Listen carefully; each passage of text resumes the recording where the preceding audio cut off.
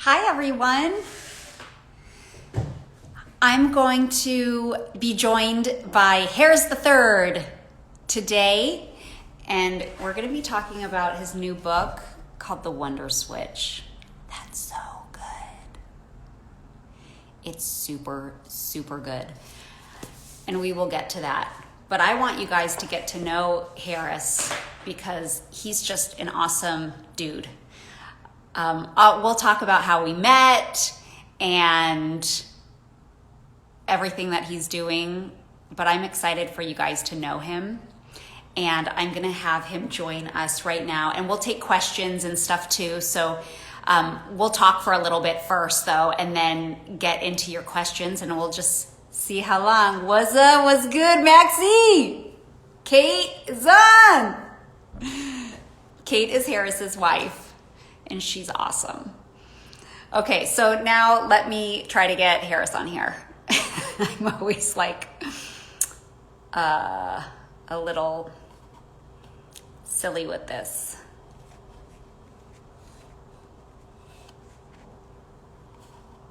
Okay, I think I tried to send him a message.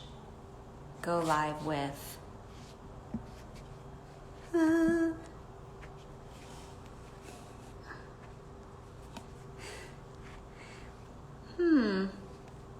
Okay, you haven't requested me. I think you have to request me. I'm looking. This always is like the hardest part.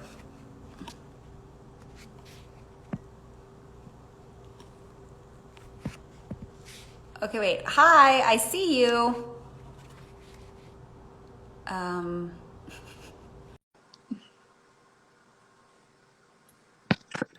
Hey, Oh, so like I don't know what's going on. Usually there's like a little button that I'd click and it's like request to join, and it wasn't there. yeah, But you I didn't see you solved on it. it. You worked But your own we're here together now. magic. How are you? You took a break from packaging up boxes in the I warehouse to come hang out. I know it was like it was perfect timing. So we got all the work in. Val went to go hit a few golf balls. I'm Nice. here on live with you, and then we'll meet back together in an hour for dinner. That's awesome. We just had dinner. I just ate this giant cheeseburger, and I was like, "Oh yeah, I'm going live with Candace here in a little while." And I was like, "I hope Kira is not there because usually when you got live, you're always doing these crazy workouts." And just like, I'm so That's stuck true. right now. You Yeah. won't work out today. Okay. All right. Good. I'm safe. I'm safe. Thanks for having me on. I'm so excited to chat and hang out. You're so welcome. I'm so excited to chat with you, and I'm sure you saw the beginning of this, but for those of you who just joined, we're going to talk about Harris's new book, The Wonder Switch, which is so awesome. I endorsed it on the back and on the inside. I tried to make it an even funnier endorsement because I just love you so much. But the editor was like, let me help you rewrite this a little bit so it just sounds better. I was like, okay, I get it. I just wanted to write, I'm weird. I'm weird too. And you're really weird. And I love that you're weird and I'm weird. Yes, it is true. We have many things in common. That is one of them. I remember there was another time you tried to be funny, and it almost got me kicked out of the Magic Castle. Uh, That's right.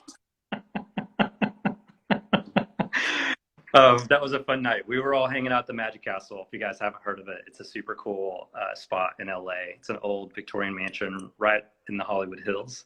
And I took Candace and a couple of friends, and they were breaking all the rules. There's lots of rules in there. Well, you're not supposed to take pictures, and I think you guys were trying to pile into that phone booth and like take a picture, and then something ended up breaking and a glass shattered, and then someone was like, "What's going on?" I know. I'm sorry. I'm usually like a pretty decent rule follower, but there's just sometimes I really like breaking the rules. It's all right. It's all right. Well, in the book, we teach people how to break a few rules. So Yeah. yeah, Do you let's want to give everyone an overall of what this book is about? Because you could Sure. probably do it better than I could, but Sure. I'm just like have to say it again how much I loved this book. Thank you. Thank you. Yeah, I will set it up. And then the best way to explain it is also with a magic trick. So I have a deck of cards. If you'd like, I'll do a magic trick for you as well. And that'll sort of unpack the concept in the book. Does that Okay. sound Let's do it. So, You know I love watching your magic tricks. but you're one of my favorite people to perform them for because magic is so fun to perform for people whose wonder switch is completely turned on. Because most people are like constantly trying to lean in and figure out all the secrets. And one of the things we talk about is embracing that wonder, which is really what the book is about. We all come into the world believing in magic. We are wide-eyed. We are wide awake to wonder. We see opportunity and possibility everywhere. And then somewhere along the way, something crushes our wonder. In the book, I talk a lot about storytelling. And you know this as an actress and as a producer and now a director. Congratulations, by the way. That's awesome. So you're a storyteller. Well, you get that. Inciting incidents in stories are incredibly powerful. Even this year, 2020, is an example of an inciting incident that a lot of people didn't see coming.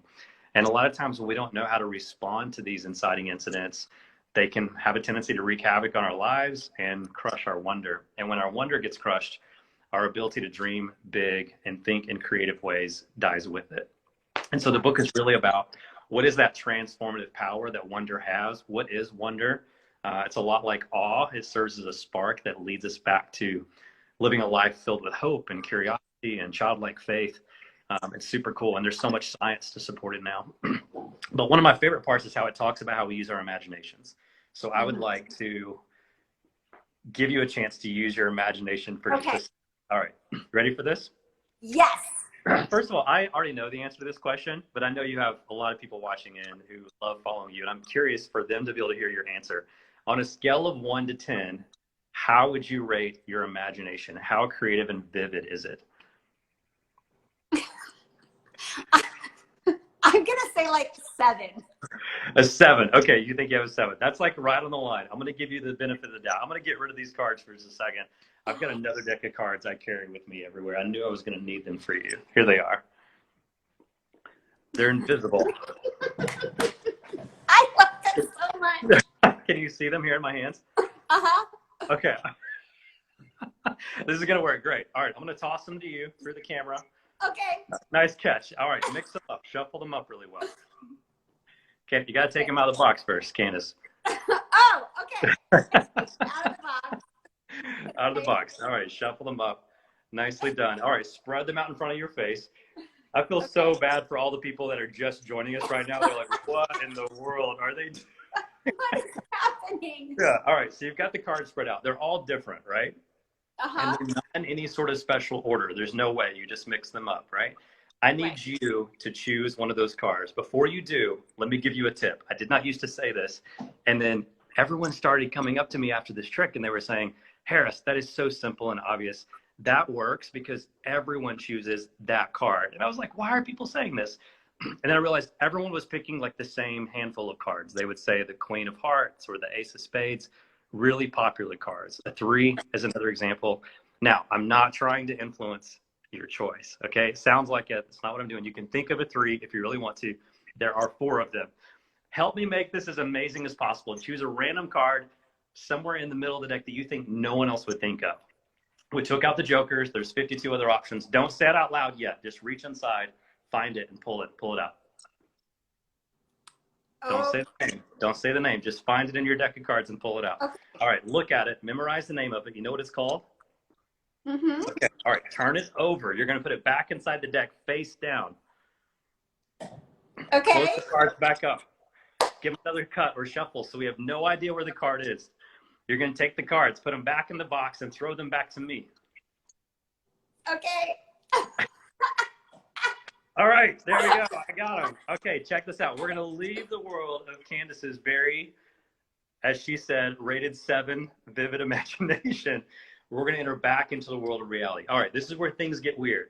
I'm going to take this deck of cards. I'm going to do my best to not allow it to leave the frame of the camera. That way there's no tricky sleight of hand. That way I can't cheat. But now that I have them on display, to make sure Candace can't cheat, I'm going to make her commit so that she can't claim in a second, no, that wasn't my card. We'll all be on the same page. For the first time, what was the card that you turned over in your imagination? I'm supposed to tell you right now. And tell me now. I've got the cards out. Everybody can see them. Okay, 5 of diamonds. 5 of diamonds. That's not the card we talked about before the live stream started. Stop it. Okay, I needed to make that joke because I got to make this clear. Was this set up? No. This was not rigged. This was not rigged. You had no idea you'd be picking a card. No idea. Okay, all I'm right. as honest as they get. Come on. So you went through 52 cards and you turned one over in your mind, in your imagination. You turned over the five of diamonds. Here's what's crazy. Again, I'm going to make sure these cards do not leave the frame. Before I jumped on here today, I was going through these cards one by one. It was like 30 minutes ago. As I was going through them all, there was a single card turned over. Was it really the five of diamonds? That's really the one he turned over? Yes, come on. That is crazy. That is crazy, because you're not going to believe this. If I go through the entire deck, Candace, you'll see there is a single card turned over.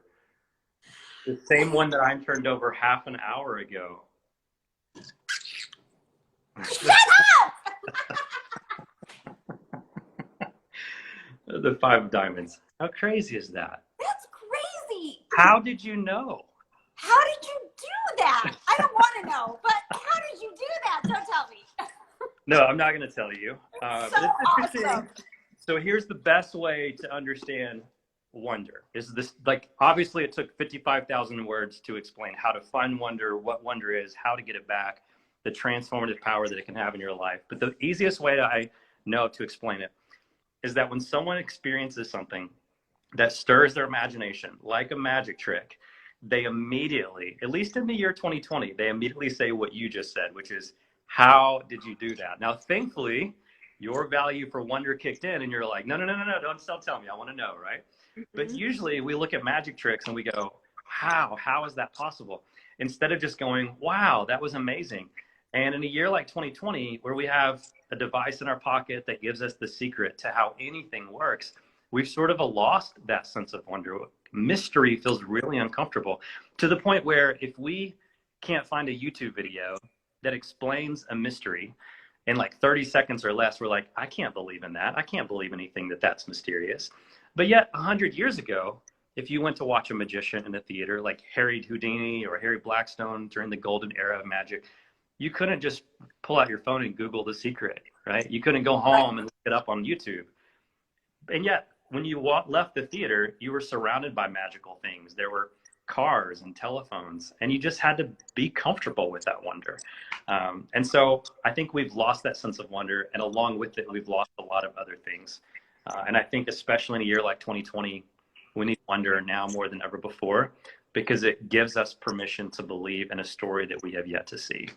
And it's hard to give ourselves that permission to believe. Yeah.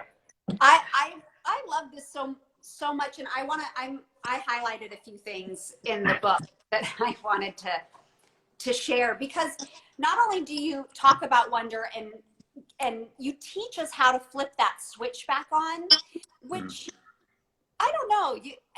I don't know if some people may say like, oh, it's like really easy to do, or maybe that could be the hardest thing in the world, but you actually give practical steps in here, which is so great. And there were some that I practice all the time that I was like, oh yeah, I do that in my daily life, but I would not have acknowledged that as like, oh, that helps me to have the wonder, the curiosity in my life every day. And then there were some other things where I was like, oh my gosh, I don't ever do that. Like, how much more could I have wonder and curiosity if I did those things? Mm-hmm. So, and some of them are so, they don't all rely on us. Like a lot of it does, but I love one of the things that you're like, give yourself permission to be average. Okay, you and I both know that's a really hard thing for us to do. Yes. No, I have no idea what you're talking about. And it's like, you don't have to be the best at something. You don't have to win at everything. You can be average at it, and that's okay. But let your averageness in that feed your wonder for truth, or finding a new way, or finding something else within it to learn and grow from it. Yeah. And the other thing I love about that idea is it takes away all the excuses, right? And like, you're a perfect example. You have so many fans around the world, and they look at what you do and they go, oh, well, that's her because she's special. And if we start with the fact that we all have the ability to live extraordinary lives, which means the fact that 100% of us are special, that means that to be special is average. We're all starting. Right. We have the same to work with, right? So we just have to develop those abilities and strengths and gifting. And the gifts that you have and the gifts that I have are no better or more important than the gifts that other people have. They're just different. And so we've got to find a way to identify those, strengthen them, and recognize that we're all on the same level. But wonder permits us to believe that kind of possibility. Yeah. Yeah. I love that. And some of the, you know, one of the other things you talk about in here are who you surround yourself with. That is just one of the tips about your environment. Yeah. And that is, it's one thing that I think about more and more every day, because I do get asked a lot, like, how do you always maintain a positive energy? And how are you energetic? And why are you always so happy? Well, I'm not always so happy. I have my moments. I do get tired. I'm obviously not sharing all those moments on Instagram, but yes, in general, I am positive and I am a happy person. But I realize you talk about this, is that I choose an environment that makes me feel that way, that I can get the best out of my day or the other people I'm around. I mean, obviously within work, you don't always have a choice of who you're working with or who you have to be with. I mean, you could have people living in your house that are total negative Nancy's and just a bummer, but it's really practical information. And at least my friendships, the people that I can choose to have in my life, I look at all of those and I'm like, all of these people bring me joy in some way or another. They are positive people. So I then feed off of their energy. They feed off of mine. It keeps us all going. And I've talked about just pruning, you know, friendships in our lives. Yes. And some of those that like take way more out of you than you're giving, that feed you back. You know, those are really important things too. Yeah. Yeah. I mean, we are products of our environment. In the book, I call it Creating Your Own Wonderland and how your environment can change your life. But you're so right. The voices in our life are a huge component of those environments. And just, we often don't take into consideration all the things around us and how it's shaping how we feel and how we think and the habits that we're forming. It would be like a director putting you on set and there's sun shining and palm trees, but he's like, hey, Candace, I need you to act like it's really cold, like there's snow outside. But you're like, wait, I do that every day in my Hallmark movie. Yeah, but you're like, but there's not snow. I'm sorry, the environment doesn't line up with what you want me to believe and bring people to believe along with me, right? And so there has to be alignment between those two stories, because the environment that we're in changes the story that we tell ourselves. And unless you're an amazing actress like you are, that's going to be pretty complicated for most people. So we have to take stock of our environment, figure out how it's shaping our life. Yeah. Yeah, It's so good. Well, so for those of you who are still with us or just joining us, this came out today, The Wonder Switch. And you can grab it online anywhere, wherever books are sold. Yes. I know a lot of us aren't going out to retail stores right now. So it's Amazon Prime Day. This is on Amazon, right? It is on Amazon. Everywhere books are sold. There's also a local bookseller in Nashville that has some signed copies. So if you want a signed copy, that's at parnassusbooks.com. So it's PARNASSUS, parnassusbooks.net. Sorry, parnassusbooks.net. Yeah, or you can go to thewonderswitch.com and there's all sorts of links that take people to the right places. I do have one more magic trick if you'd like to see another one. I would love to see it. I also, even though, because we should have started with this, but before we do that, I want to share with everyone how we met. Because I told them I would. Because we've known each other for how many years now? Oh man, it's been close to 15 probably. 15 probably. Yeah. Are we that old? I know. I'm older than you. Not by much, just a few years.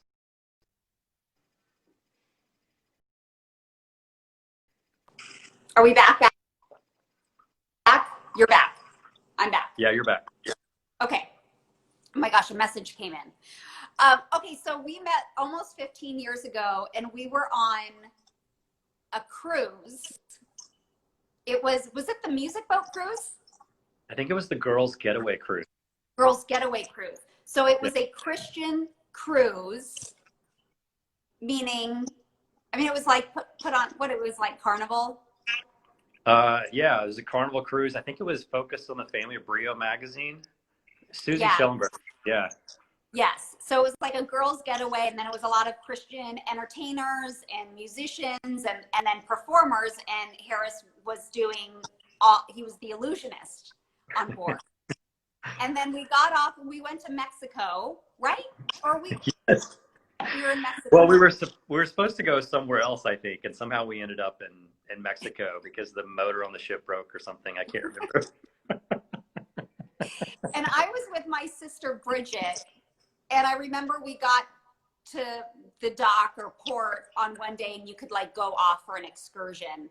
And then we were on the bus that was kind of taking us to wherever we wanted to go. And we got off and we hadn't really met, but didn't my sister and I run into you guys at sitting outside eating? And we were like, Yeah, I think we were like, me and my crew were walking to go find a restaurant somewhere. We wanted to get some local like Mexican food, like off the beaten tourist path. yeah. And I remember you guys sort of like coming up behind us going, hey, like we saw your show. It was really cool. Can we hang out with you? I know. That's what makes me laugh. I was like, can we please hang out with you? We don't really know what to do by ourselves. It was awesome. Yeah. Then we ate Mexican food at that little place. I have no idea. I just remember laughing the entire meal. And then we ended up, our tables were side by side in the autograph line a couple of days later. And I think that just solidified our friendship. Yeah, that was kind of it. So yeah. And then I don't know if I'm allowed to say this. I think the next time I was in LA, I think Kate was with me. We came over and you were like, I'm excited for you to meet Val. He goes to bed super early. Like, don't be offended if he ends up going to bed early. And I think we were all up until like 1 or 2 a.m. in the morning. And I was like, oh, Val went to bed early. no. Well, if he likes someone, he hangs in there. Yeah, it was awesome. It was awesome. Yeah. That was fun. Yeah, it's been a fun 15 years. So between the cruise and the Magic Castle hangs and the hangouts with the kids, it's been fun getting to know you. Sunday farmer market visits. Yes. Sunday summer. We need some of those again. I know. I miss them this summer so bad. Yeah, I know. Okay, magic trick. Now that we've shared with everyone how we met. Yes. All right. So this is the best way I know how to summarize the core concept of the Wonder Switch. We talked earlier about this power of wonder, the fact that there is a switch that we all come into the world with the switch turned on. Everything in the world conspires against wonder, tries to turn the switch off, and we have to fight to turn it back on again. And once we do, how that wonder can change everything. So I'm going to show you a magic trick, and it's a very simple optical illusion. You may figure it out. I'm going to do it a couple times to give everyone a fair chance to figure it out. And then I'm going to walk you through the secret step by step. Okay? Don't worry. It's fun. All right, here we go. So I've got basically a piece of poster board. I took a marker. I drawed some spots on both sides. So I've drawn spots on both sides. Your job is just to remember how many spots you see. All right? Okay. 1 spot on this side, 4 spots on this side, 3 spots on this side. Remember, 6 spots on this side, 1 spot right over here. Wait, what? Okay, all right. Remember, it's a simple optical illusion. There's probably people who have already started to figure this out. You look a little amazed, but I'm going to give you, I can't tell if you're acting because you're a great actor. I'm not acting. This is what drives me crazy because I feel like a kindergartner should probably figure this out and I can't. That's okay. All right. I'm going to take away the element of surprise. You've already seen the same trick. I'm going to do it twice. We're not supposed to do the same trick for the same audience more than 1 time because it takes away the surprise and you know what's about to happen. But I'm going to do it again. Here we go. 1, 4, 3, 6, 1. Okay. Now are you starting to catch on a little bit? No. So. All right. This is why I always get picked in a magic like audience. They just see like ding dong written over my head or something, because I'm amazed. No, I don't get that. Am I supposed to get that? No, it's okay. There's a bunch of people who don't get it either. And some people, I've started to figure it out. I've been watching the comments. Some people are saying, move your hand, which is what I'm going to do. I see, like, sometimes. Right. Yes. Okay. Yeah. Now, Okay. this isn't the complete secret. You kind of have to be walked through step by step how this works. So this is the psychology of how magic tricks work. Obviously, I don't have any sort of supernatural powers to actually read your mind, right? These are just tricks. And this is the perfect example of what takes place in your mind when you watch an illusion. Watch, if I take my hand, if I cover up that second spot, if I look at people and say, one, I've been trained since I was a little kid learning how to do magic tricks to take advantage of something that people do every day. It's called making an assumption, right? We make assumptions all the time. I do it, you do it, they get us in trouble. But in this case, your eyes see one, your ears heard one, so your mind just sort of assumes there must be only one spot. If I put my hand on this side and say three, basically you allow me to tell you a story, will lead your mind to tell yourself a story that isn't true. So if I hold my hand here and say three, your eyes actually project the spot and know it's not there, there are only two. Like if I were just to hold this card up right now and say, hey, Candace, how many spots do you see on this card? The trick wouldn't work. You would answer by saying, I see two, right? Yeah. Yeah. So if I want to trick you, what do? I don't ask you what you think, because if I put it in the form of a question, that sort of gives your mind permission to think a little bit more critically. It's harder for me to trick you. So I don't ask you what you think. I just tell you what to think, and you let me do your thinking for you. I say three, your mind sees three, even though there's only two. Same is true with this side. Looks like four. There's actually five, right? Put my hand here and say four. Your mind sees four. Put my hand over here on this side and say six. Your eyes see six, even though there's only five. Pretty cool, huh? Yeah. Now, I give you an example. Like some people, not everyone, some people look at this card long enough, they actually see three spots on this side of the card. Wait, I know, stop it's crazy. it, stop Some people it, actually stop see it. three spots on this side. Whoa, hold up. There are three. There are six. I guess sometimes the more you look at this, the more spots you're actually going to see. You're killing me right now. You are killing me. It's an example of an illusion. Okay, so one of the things that I talk about in the book is that we have to move from I love doing magic for you. It's so much fun. You're like every magician's dream audience member. It's so perfect. In the book, I talk about how when cynicism is rampant in our lives, when we get jaded, we have a tendency to live as if seeing is believing. But like, it doesn't take much more than a magic trick to prove that what you see is not always what you get, that seeing is not always believing. And with the science, when neuroscientists study the human brain in partnership with magicians to try to figure out how our senses perceive things, what we always discover is that believing is actually seeing, that what we believe not just informs what we see, but what we believe has the power to change what we see.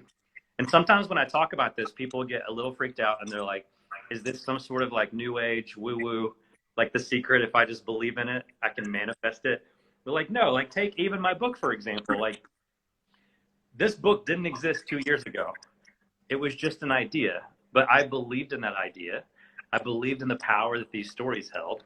And my belief gave me permission to go look for things and find them and eventually see it and hold it in my hands. And oftentimes we let our senses, our feelings lie to us and deceive us. So if you're standing in front of the mirror and you get tricked into believing, I'm not enough, I'm not perfect enough, I'm not thin enough, I'm not strong enough, I'm not cool enough, those things that you believe, even though they aren't true, they're lies, what you believe is changing the reflection that you see of yourself in the mirror. And so we have to write that story. We have to R-I-G-H-T. We actually have to correct and write the story so we can get rid of the lies, replace them with the truth. And wonder opens us up to that truth. The wonder switch gets turned on. It opens us up to the possibility that there's another story that might be more true than the one I'm currently telling myself. And that presence of wonder allows us from moving from thinking seeing is believing to believing is seeing, and understanding that what we believe has the power to change what we see in the real world around us in our real lives. It's pretty cool. It is so cool. I love it. And thank you for sharing all of that. Do Welcome. you have a few more minutes to answer a few questions? Sure. Yeah, of course. So if you guys want to type in some questions, I saw one. They asked, "Is this available on Audible?" Yes, it is available on Audible. In fact, it's the #1 new release in the creativity category right now on Audible, which is super fun and exciting. Um, Congratulations! Thank you very much. Did Super you excited record about it it. yourself? Yep, read it myself. It was so much fun going into the studio. It's so funny because when I went in, the guy had like a chair and like everything ready for me to become. I was like, "Am I supposed to sit down?" And he's like, "Well, everyone sits down." And I was like, "Dude, I don't sit down on stage when I'm performing." I want Wow, to you stand up. recorded And the whole book standing up?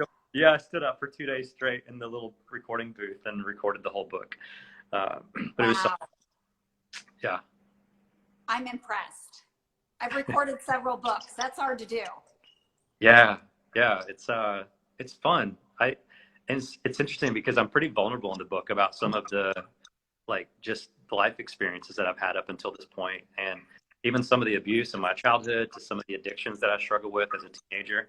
And I did not see it coming. That stuff kind of blindsided me on recording day because it's one thing to write those words and tell those stories on a screen on a computer when it's just you, but you've got the headphones on, you're talking to the microphone, and you're retelling these stories that you wrote months ago. And it was hard to get through some of them. I got a little choked up, and I don't know. I haven't gone back to listen to the book yet, but I'm curious to like to be able to tell like, oh, you can tell he is moved, and his emotions are being stirred by what he's talking about right now. Oh, I'm going to go listen to it on Audible now, too, just to hear it. I love listening, especially if someone wrote the book, if they narrate the book themselves. Yeah, Again, the book is called The Wonder Switch, and this is Harris the Third. it's a weird name. I have a question that I've seen a couple times Okay. below, and I know you get this question a lot. I think I even asked you this when we first met. Magician, illusions, Christian. How does faith play in with magic? We've been told magic is wrong. Christian, yeah. It's evil. So tell us. Yes. So, yeah. Well, first I of all, know this answer already, but totally. You can give like as short of an answer as you want or in depth, whatever. Yes. Yes. Because, sorry. No, it's okay.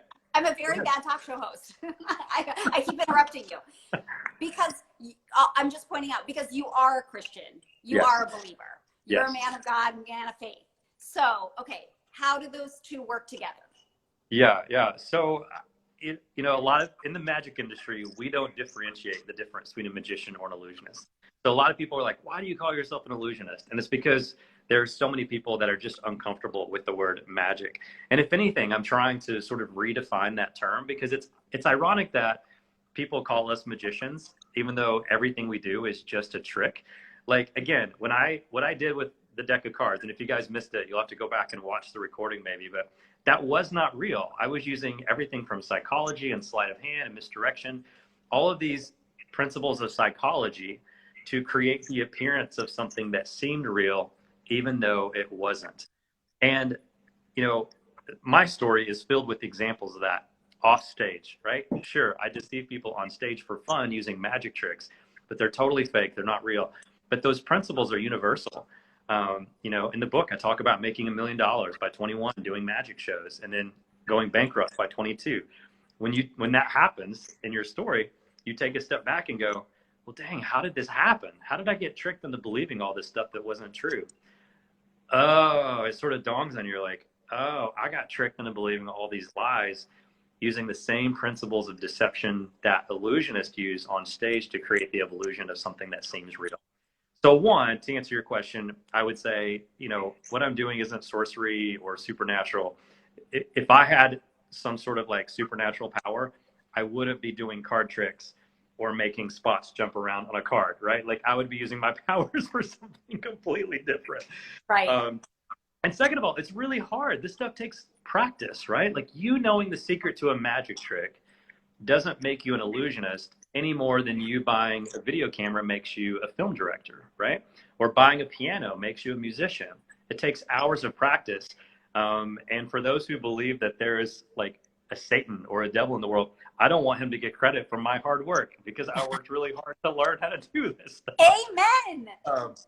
And so third, I would say on top of that, so not only is it real, and second, there is a simple explanation for it.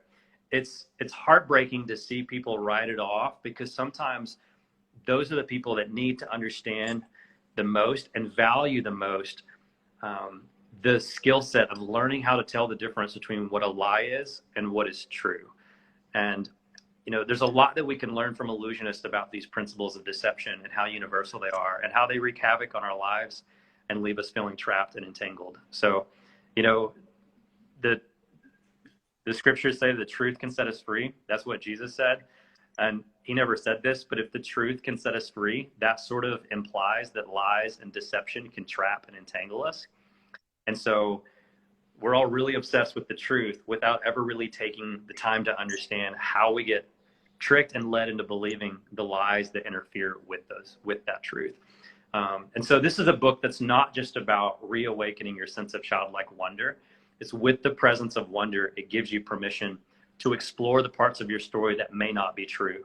And in order to do that, we have to do some pretty radical self-inquiry and understand the ways in which we've been duped and deceived. But that's a long answer to why do I call myself an illusionist and how do I make sense of doing magic for a living? But that was the best answer. And I think so many people watching this, and especially people that follow me, will so appreciate that answer.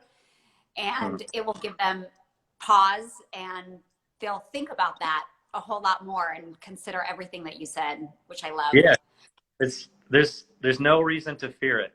That's the dark side of our imagination at play, which is why I began using your imagination with this trick, right? Because it's in the book, I talk about how the wonder switch toggles how we use our imagination. And by that, I mean, a lot of people think imagination is something that we use when we're little kids, and then it sort of becomes less active as we grow up.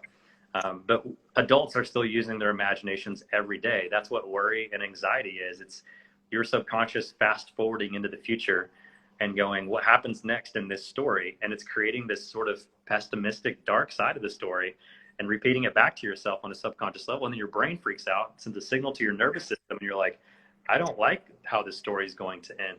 Well, there's no proof or nothing that sort of supports the reality that that's how the story is going to end. Your imagination is playing tricks on you, and worry is a misuse of imagination.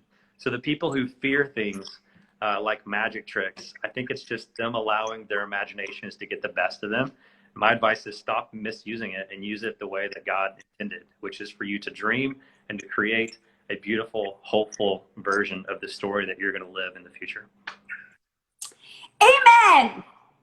I don't think I can say amen anymore. Well, I mean, it's too bad. I wish that were more helpful, because nobody is experiencing any worry or anxiety in 2020, right? Yeah, none at all. Okay, I'm going to wrap this up. Thank you to everyone who joined us.